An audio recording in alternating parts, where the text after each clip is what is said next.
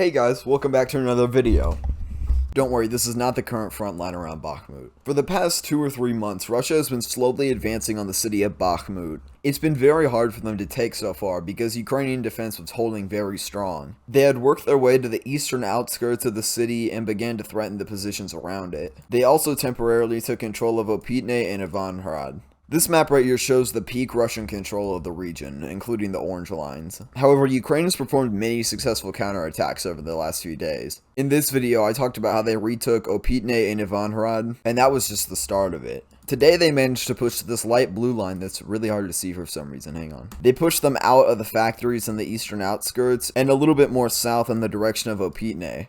They also managed to do a big and important push around Bakhmutske and Pokrovske. However, it doesn't stop there. These darker blue lines is where Ukraine has pushed Russia to now. They pushed them even further out of the city to the TO504-MO6 intersection. And I'm not really sure about this one. The ISW labels svatove as liberated, but I'm not entirely sure. A lot of other sources say that it isn't, but I mean the ISW is kind of like, they don't post anything till it's confirmed, so I'd assume that this settlement is liberated. And if they did take svatove, that would make it so Russia would probably have to flee Vesela Dolina because it'd be surrounded by all sides. This could prompt a larger retreat, forcing the front line even further back, potentially allowing Ukraine to reach Kilinove and Vershnia.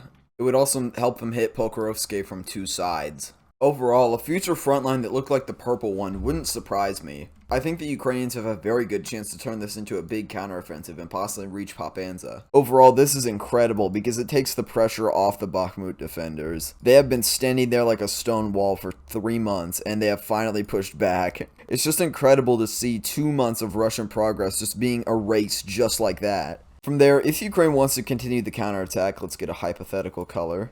I think they definitely go for Pokrovske, which is where Russia is attacking the eastern part from. And then from there, I think they may do an advance in the direction of Papanza. This was one of the more important cities to fall at the beginning of the war because it would allow Russia to reach into Bakhmut. The thing about retaking Papanza is that it's right on the border of the 2014 lines. This blue line is a very rough drawing.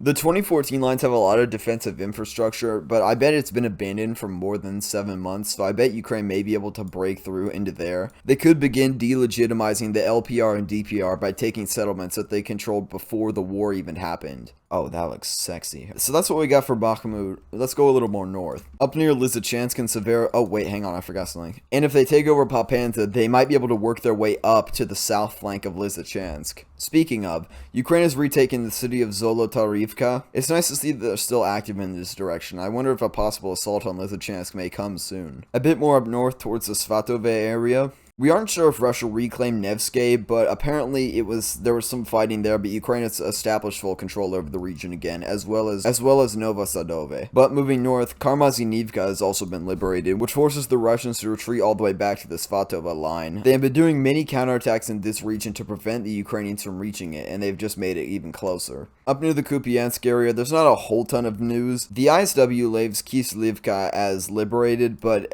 it's unclear whether they've actually retaken this area. Ukraine continues to push towards Tokarivka, and that's all we got up here.